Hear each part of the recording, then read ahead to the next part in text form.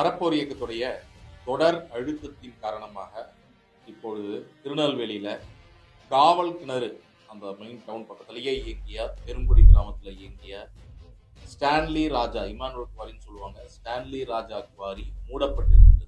உங்க எல்லாருக்கும் தெரியும், அறப்போர் இயக்கம் பிப்ரவரி 2024 எப்படி திருநெல்வேலி கல்குவாரிகள்ல ஒரு மிகப்பெரிய ஊழல் அரங்கேறியது. கிட்டத்தட்ட 700 கோடி ரூபாய் நம்மளுடைய மக்களுடைய பணம் எப்படி பறிப்போயிருக்கிறது அப்படிங்கிற அந்த ஊழல் எல்லாம் வெளியிட்டோம். அதன் பிறகு தொடர்ந்து அழுத்தங்கள். இது என்ன ஊழல், எப்படி இந்த போராட்டம், இந்த முதல் வெற்றியுடைய காரணம் என்ன, அதுதான் நம்ம இந்த வீடியோல பார்க்கணும். திருநெல்வேலி கல்குவாரியில உங்க எல்லாருக்கும் தெரியும், இன்று அன்றைய தேதியில மே 2022 54 குவாரிகள்ல 53 குவாரிகள் சட்டவிரோதமாக இயங்குகிறது. அதாவது சட்டவிரோதமாக சொன்ன அளவை விட அதிகமாக எடுத்துக்கொண்டிருக்கிறார்கள் அப்படின்னு சொல்லி அப்பொழுது மாவட்ட நிர்வாகம் ரொம்ப முக்கியமாக கனிம வளத்துறையிலிருந்து பல்வேறு இடங்கள்ல டீம் அமைச்சு நடைமதிப்பான் குளத்துல ஒரு குவாரியில ஒரு 4 பேர் இறந்த பிறகு ஒரு டீம் ஃபார்ம் பண்ண ஆய்வுல தெரிய வந்தது.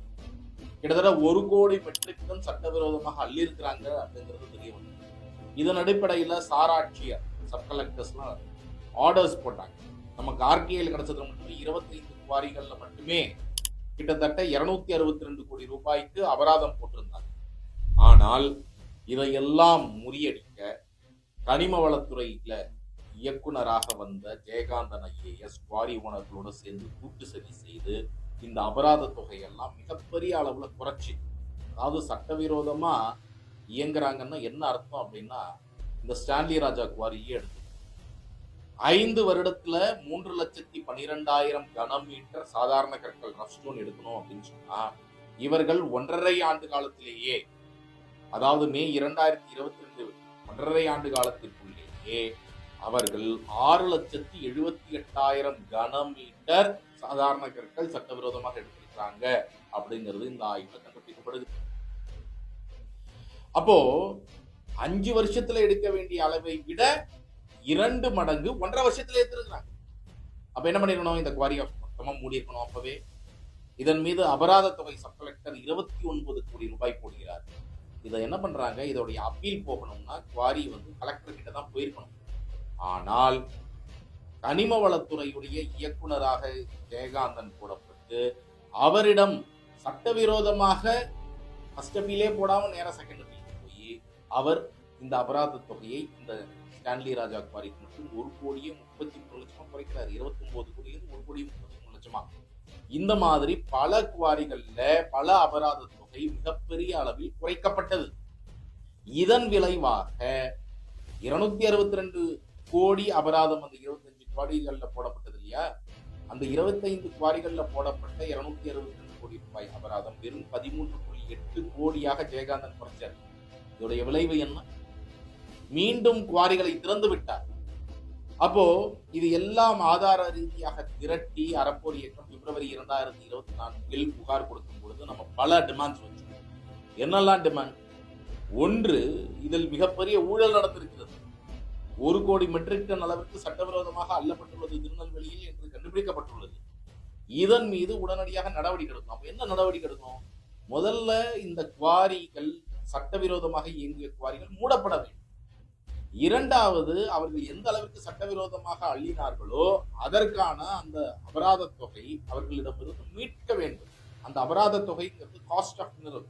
அவர்கள் சட்டவிரோதமாக சொல்லப்பட்ட அளவை விட 1 கனமீட்டர் கூட இருக்காங்கன்னா கூட அந்த 1 கனமீட்டருடைய மினரலுடைய அந்த கனிம வளத்துடைய என்டையர் பணம் 1 கனமீட்டருக்கு 380 ரூபாய் சாதாரண கற்களுக்கு அப்படின்னா அந்த பணம் அரசாங்கத்திற்குள்ளது, அரசாங்கத்துக்கு சேரணும் அப்படிங்கிறது தான் சட்டம் சொல்லுது.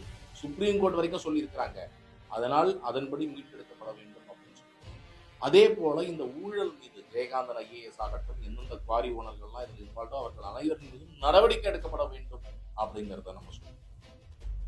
இதன் பிறகு தொடர்ந்து அழுத்தங்கள் கொடுத்து வந்தோம். ரொம்ப முக்கியமாக ஒரு சில மாதங்களுக்கு முன்பு இந்த ஸ்டான்லி ராஜா குவாரி, ஏனென்றால் ஒவ்வொரு குவாரியாக நாம் எடுத்து பேச வேண்டிய அவசியம் இருக்கிறது. இந்த காவல் கிணறு டவுன் பக்கத்திலே இருக்கக்கூடிய இந்த ஸ்டான்லி ராஜா குவாரியில 1.5 வருஷத்துல அவங்க 6,78,000 கிலோமீட்டர் எடுத்தாங்க. 5 வருஷத்திலேயே அவங்க 3,12,000 கடன் கொடுத்தாங்க.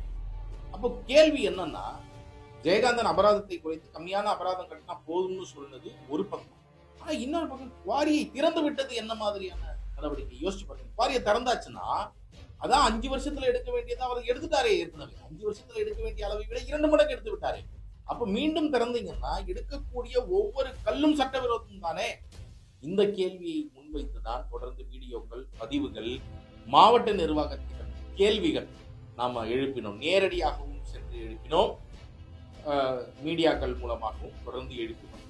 அதன் ஒரு விளைவாக மாவட்ட நிர்வாகம் இதன் மீது ஆய்வு செய்து தற்பொழுது ஸ்டான்லி ராஜாவுடைய குவாரி ஆமாம் சட்டவிரோதமாக இவர்கள் அள்ளியுள்ளார்கள் என்பதை அறிந்து, அதற்கு பிறகு எப்படி கொடுக்க முடியும், ஓபன் பண்ண முடியும் அப்படிங்கிறதை அறிந்து தற்பொழுது இதை மூடியுள்ளார்கள் அப்படின்ற தகவல் வருது. மூடி இருக்கிறாங்கிற தகவல் வந்த பிறகும் கூட ஃபீல்டுல பார்த்தா அவங்க லாரி ஓடிட்டு இருக்கு. இதுதான் பெரிய ஷாக்.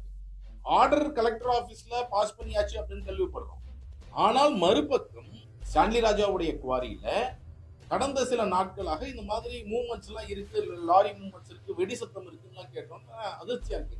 மாவட்ட நிர்வாகம் மூடிட்டாங்கன்னு சொல்றாங்க, ஆனா இங்க இருக்கு அப்படின்னு சொல்லிட்டு இதையெல்லாம் கூட நம்ம ஆதார ரீதியாக எடுத்து மாவட்ட நிர்வாகத்துடைய பார்வைக்கு நீங்கள் மூடியதாக சொல்லப்படுகிறது. ஆனால் இங்கு லாரி ஓடுது, வெடிசத்தம் கேட்குது அப்படிங்கிற விஷயங்களை எடுத்து சென்ற பிறகு தற்பொழுது கடந்த ஒரு வாரமாக அனைத்தும் மூடப்பட்டு, அங்க மாவட்ட நிர்வாகம் நடவடிக்கை எடுத்து அனைத்தும் மூடப்பட்டு இப்பொழுது இந்த குவாரி மூடப்பட்டு இருக்கிறது அப்படிங்கிற தகவல் வந்திருக்கிறது.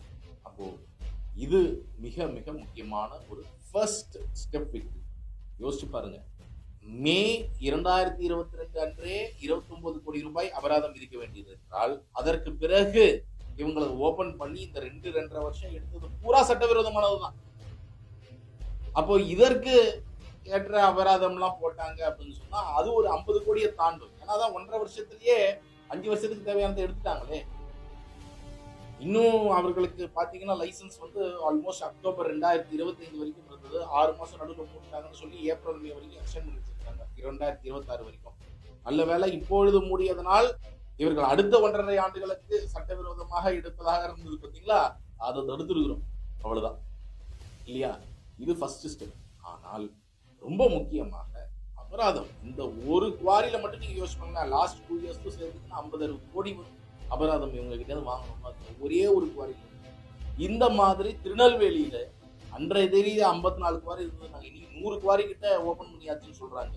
அப்போ எந்த அளவிற்கு சட்டவிரோதமான வேலைகள் தொடர்ந்து நடைபெற்றுக் கொண்டிருக்கிறது. அந்த 2022 டேட்டா வச்சு பார்க்கும் பொழுதே இன்னும் அந்த பணத்தையும் மீட்டெடுக்க வேண்டும். அதற்கு பிறகு சட்டவிரோதமாக செய்ததை எல்லாம் மீட்டெடுக்க வேண்டும். வெளிப்படைத்தன்மை தேவை. இந்த மாதிரி குவாரி மூடுறீங்க, இதை வெளிப்படையா அறிவிக்கணுமா இல்லையா? அறிவிக்காவிட்டால் இதில் ஒரு மிகப்பெரிய சிக்கல் இருக்குது. உள்ளுக்குள்ள லாபி பண்ணி எப்படியாவது ஊழல்வாதிகளோட சேர்ந்து மிகப்பெரிய ஒரு அழுத்தத்தை கொடுத்து திரும்ப குவாரியை திறந்துருவாங்க. இது மூடப்பட்டு இருக்கிறது, இது போன்ற புகாரின் பேரில் சட்டவிரோதமா அள்ளி இருக்கிறாங்க, மூடி இருக்கிறாங்கிற விஷயம் வெளியே தெரிந்தால்தான், மக்களுக்கு தெரிந்தால்தான் இது ஒரு அழுத்தமாக மாறும். ஆனால் அந்த வெளிப்படைத்தன்மை கூட இன்று அரசில் இல்லை. என்னென்ன குவாரிகளை மூடி இருக்கிறீங்க? இந்த ஒரு குவாரியா, 14-15 குவாரிகள் என்றெல்லாம் கேள்விப்படுகிறோம். இது உண்மைதானா பொய்தானா அப்படிங்கிறது தெரியல. அப்போ மாவட்ட நிர்வாகம் வெளிப்படையாக எத்தனை குவாரிகளை சட்டவிரோதமாக இயங்குவதற்கு இப்பொழுது மூடியிருக்கிறீர்கள் என்பதை சொல்ல வேண்டும். அது மிக மிக முக்கியமானது. மக்களே, நம்ம அழுத்தம் கொடுக்கறதுனால என்ன ஆயிட போகுது? இவங்க ஊழல் செய்யறவங்க ஊழல் செஞ்சுக்கிட்டே தான் இருப்பாங்க அப்படின்னு நாமும் நம்ம வேலையை பார்க்க போயிட்டோம் அப்படின்னு சொன்னா இது போன்ற குவாரிகள்னால நேரடியாக மக்கள் எப்படிலாம் பாதிக்கப்படுறாங்க.